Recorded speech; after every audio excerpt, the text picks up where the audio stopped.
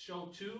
A Happy New Year, everybody. It's the 12th of January. We have Chief Jim Franklin here, and we're going to be talking to him today. He's the new chief of Rochester as of, what, 4 or 5 months? 5 months. 5 months, so we'll be getting into it with him and what he has planned for his department in the city of Rochester, so we're very appreciative of him coming out. But as we've been doing, we will get into some discussions on the elephant in the room, but we do have to welcome and thank our director, Andre Crockett, the man, the social engineer that has come up with this idea of Barbershop Talk. And just so you know, and we remind folks every show, we are about the African American community, we're about the at-risk community, we're about the urban community, and we're about the community as a whole. We really feel that we need to be a voice of the voiceless to make our community better. As Paul Wellstone said, we all do better when we all do better, and that's what we're about here at Barbershop Talk. So we're hopefully collaborating with our local leaders, our local people. We just had a music show,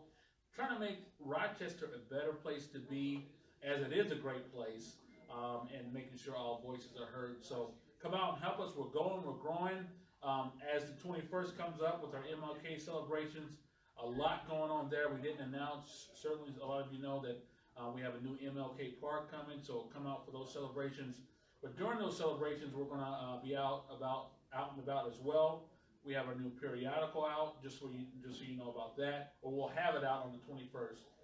And then we're on Twitter, we're on Instagram, we obviously have our Facebook, and then our YouTube. So we're all around, and we'll have a website coming up as well. So, but just so you know, this is a grassroots effort for community, about community, our whole community in South Minnesota, to make this place all that it is and all that we want it to be. So thank you, Jim, Chief, for coming.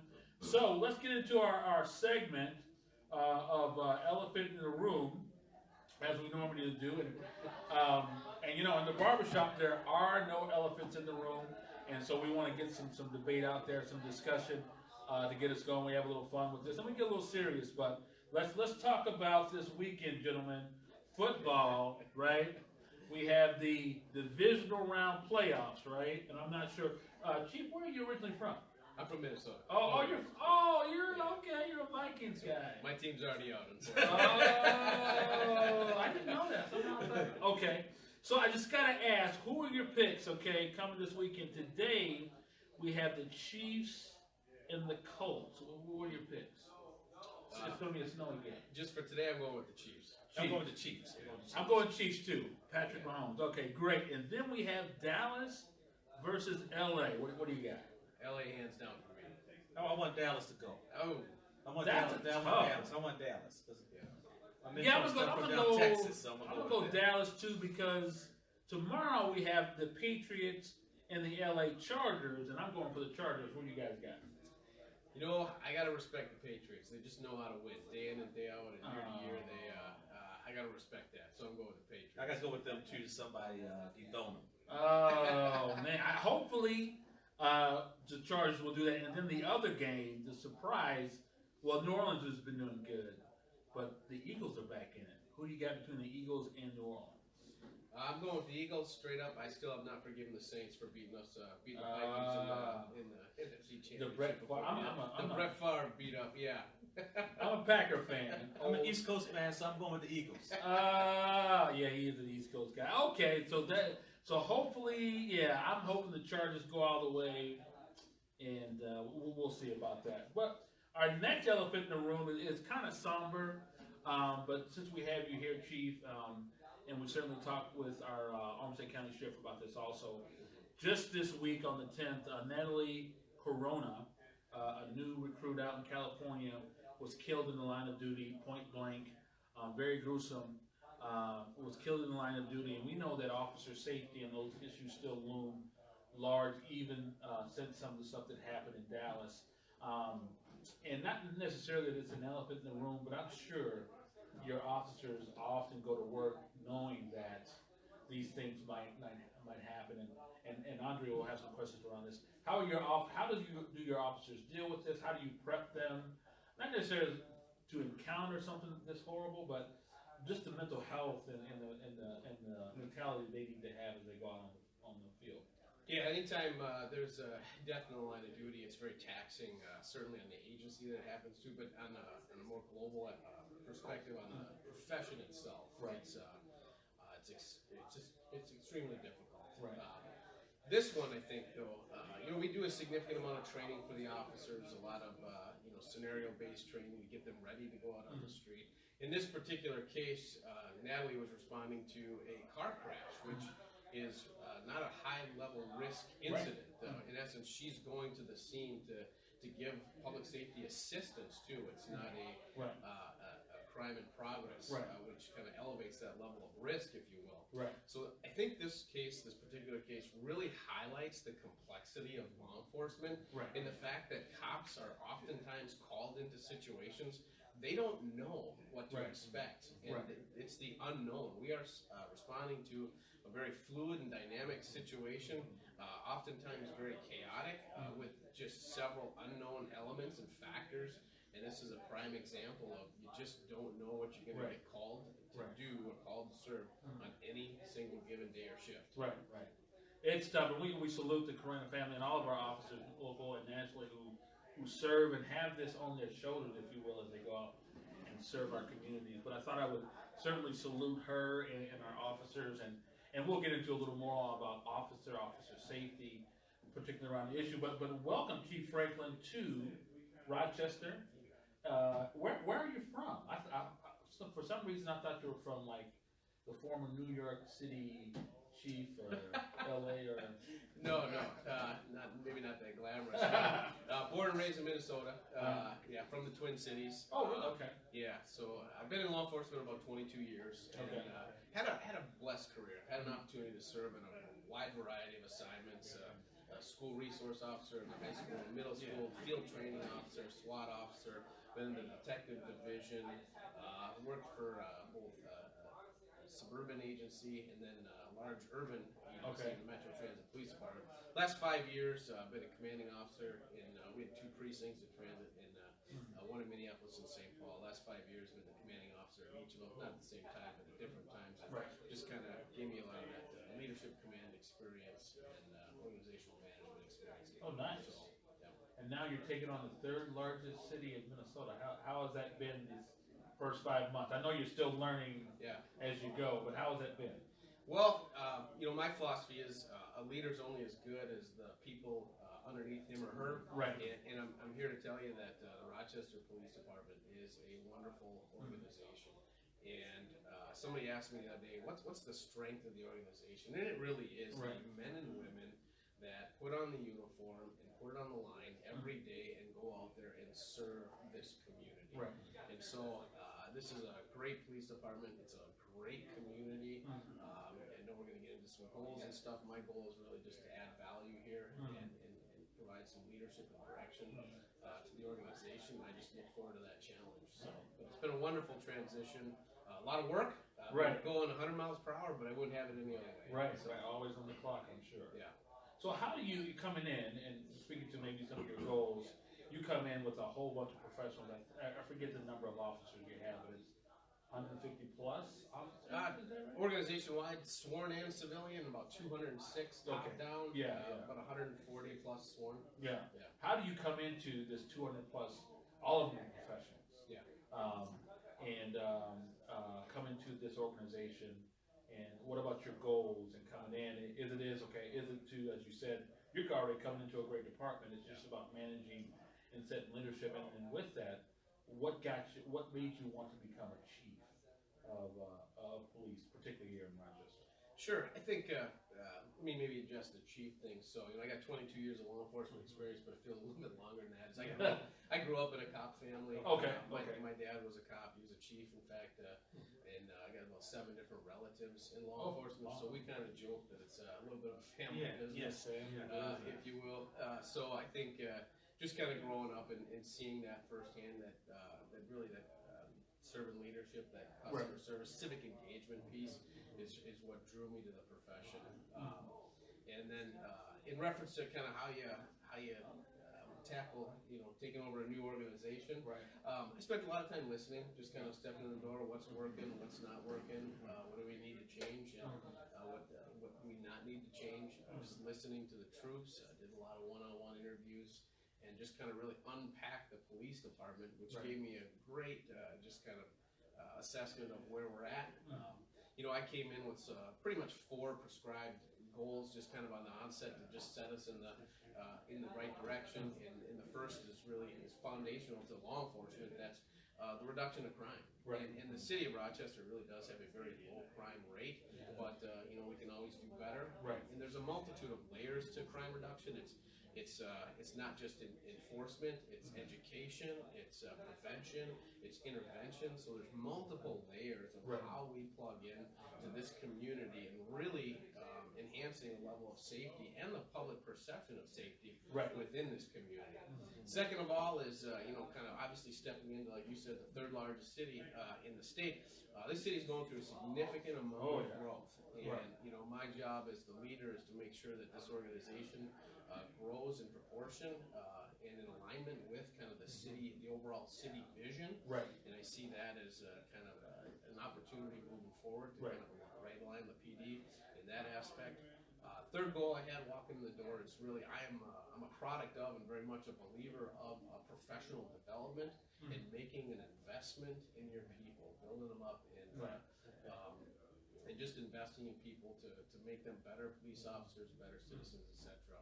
And then finally, the 4th goal that I brought in the door right at the onset, and I talked about all 4 of these at my swearing-in ceremony, is to engage the community at the highest possible level, building up that bank of public trust. Right. And that is really core and to my philosophy and who I am.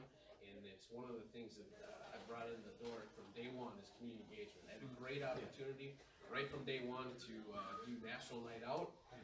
Great. I'm happy to say that we had the highest turnout of a number of parties that we hit on the National Night Out, and it's because of setting that tone. It is, and it's a great opportunity. My philosophy is, if the community is going to put forth the effort, we're going to show up, and we're going to put forth the effort. Great. Yeah, so I'm gonna ask you about goal 3 and 4. Sure. Goal 3, go 3 and 4. That was about training and community engagement. So, for training, what type of training are you providing for your police officer when it comes to culturally training? Yeah. I mean, bring someone in, or I mean, what kind of training they had? You know, what kind of training you want to provide in that particular area? Yeah. So let me just talk a little bit about. I'm very much into servant leadership, Robert Greenleaf, and just really being that type of a leader. So I believe in that level of professional development, that leadership. For me, I'm looking for leaders within the organization that are going to step up, not only within the department, but also within the community as a whole. But let me put that on top of the additional training that we get is what I'll call kind of the basics, the post-mandated training that we have to do, all the kind of hands-on stuff and academic stuff that we do. But then the third piece, and this might be interesting, is last year in the legislature was the first time the Minnesota Chiefs ever asked for to be legislated to mandate training for law enforcement. And they actually passed legislation that said law enforcement agencies need a certain amount of post credits in the following categories: de-escalation, crisis intervention, fair and impartial policing, implicit bias policing, cultural awareness, and sensitivity. And that's the first time that I'm aware of in Minnesota history that the Chiefs actually said, hey, we would like this to be mandated because we think it's important. And I think that's reflective of a cultural change within the law enforcement profession, saying we need to do better, we need to educate ourselves a little bit better and get on the forefront of some of these issues. So that's some of the training that's coming down the pipe for us as an organization and us as a profession. And for some of those classes, you bring in outside experts, you bring out subject matter experts on cultural awareness, diversity training, fair and impartial policing training. And I think we're going to see the fruits of that training. So on the cultural response training or that training, are you bringing in ex-police officers, or I mean, what kind of profession are you looking for? What kind of training you're looking for to bring forth that type of training? Yeah, I think it could be a mixed. We're not there yet. We're just kind of having those discussions right now at a department level of, okay, how do we accomplish this now? The legislature did what we asked. Yeah. Now we have the mandate. Now we've got to go do it. And we're just having those conversations of now what does this look like moving forward. I think there's extreme value in having real life examples and real life speakers of how this is impacted. In fact, I just mandated agency-wide that we mandate sexual assault refresher and human trafficking training. And so that training was just implemented in December. As part of that training, we brought in a survivor of human trafficking to just discuss her life experience and what life was like. I think, truthfully, that was probably one of the most impactful parts of the training. So I think as we move forward, I think we'll try to replicate that and bring in different perspectives from the community of what's life like for you. Right. Okay. And then the fourth one is community engagement. Yes. And I know you have started some going to coffee shops and in places like that.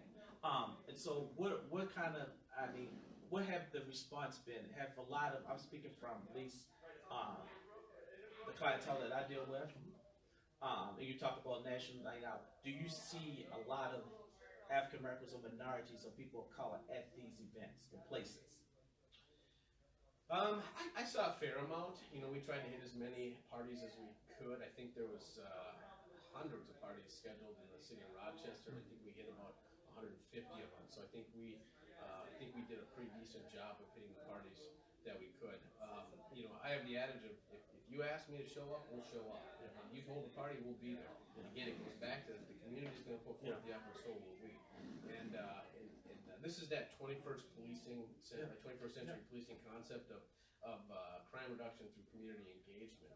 And we're not going to arrest our way out of every problem. Right. It's got to be a collective effort. It's got to be a community effort coming together to collectively solve problems. As far as the community engagement stuff, I think we're doing a lot of great things. More is to come. We are starting the Coffee with the Cop initiative. One of the other things that I've asked our training division to look at is it's called the Beyond the Badge program. And we take our officers, and there's an 8-week academy that we run them through before we push them out on the street for field training. And the Beyond the Badge program is I'm asking them to identify all of our, what I'll call our kind of social services partners that we intersect in and create a program where the officers, the social service agencies come in and just talk about, hey, here's what we have to offer, here's how law enforcement and social services intersect, here's how we can do better, and then really just kind of setting that mindset on the front end of their career that we're partners here. There's a community partnership in problem solving. Did I answer that? Yeah, you did. Yeah, so something like I think that the kids and the parents and stuff that we deal with, I think that how as a new chief are you going to probably bridge that gap between the African Americans and the police department? Because our historically our trauma has come from the very people we should protectors end up being the very people harmed the most throughout history. And I think that we really not to talk about, even in civil rights, when they was activists, they water hosed them, sick the police and stuff on them, and then so passed down from my grandmothers and grandfathers, it's still back in my mind that trauma of dealing with that. So our history and our story is different than our Sudanese brothers and sisters, Somalians, and all of them, right? Because they came from a different country to come here, right? But we was here, and we see, and still the racial profiling and stuff that we constantly deal with, right? And it says that I can drive down the street, far removed from Baltimore, and a police officer could be like 2 blocks away. I'd stiff up. Yeah. Traumatized, right? How do we now bring forth healing within the community, whereas we have very little engagement? Yeah. Well, I think you just touched on it. First of all, thank you for sharing that. We've got some inroads to make here. Now, we started out the conversation talking about an officer in the line of duty. Yes. And I think, again, I said that really goes to show how unpredictable the nature of our job is. Right. I think I just want to stress that is our cops don't know what they're walking into oftentimes. Right. And if you think about just our operational environment, oftentimes police officers, the only time they have contact with people is when? In the time of crisis, or in the time of an enforcement capacity, where we're making a traffic stop, or where we're maybe taking mom or dad to jail for domestic, or something happens, right? And that is part of the cultural change in the profession that is taking place right now, is breaking down those barriers through engagement. You said the word engagement. Through engagement and what I'll call at times of non-crisis and non-enforcement. And that's the whole premise of the Coffee with the Cop initiative, having that grassroots level conversation. We are in the process, stay tuned, all right? Be on the lookout for Safe City Nights in the city of Rochester. That's kind of a grassroots level effort, really started out in the city of St. Paul. We're going to try to replicate it here, is getting into the neighborhoods and having those conversations with people in a time of calm and peace. What I hope comes from that is twofold. Number one is I want my cops to see what is life like for you. What's life like for you in your neighborhood, and what's important to you? How are you impacted? But on the flip side of that, I want the citizens that we serve to see the human side behind the badge, because there is definitely a human element behind this uniform and this badge. I liken it to, and the other thing I've always tried to kind of educate my cops is, be mindful that when you go out and you stop a car, that might be your 5th, 6th, 10th traffic stop of the night. But you know what? That might be your first time that you've ever been stopped in your life. And so it's a different perspective. It's seeing, everybody looks through a different lens. The other thing is, it's the sanctity of life argument. The other thing that I preach to my cops is, I don't care if you are the guy on Wall Street or you are the guy living in the street. There is one core human value that's not negotiable, and it's respect. Whatever spectrum you are on, nobody wants to be disrespected. So you can still do your job, do it professionally, do it tactically, and do it well while being professional. And that's an emphasis of mine. And I think that will break down some barriers, break down some walls. I want to get to a point where kids of all creeds, colors, races run up to cops and say, "Give me some stickers." That's what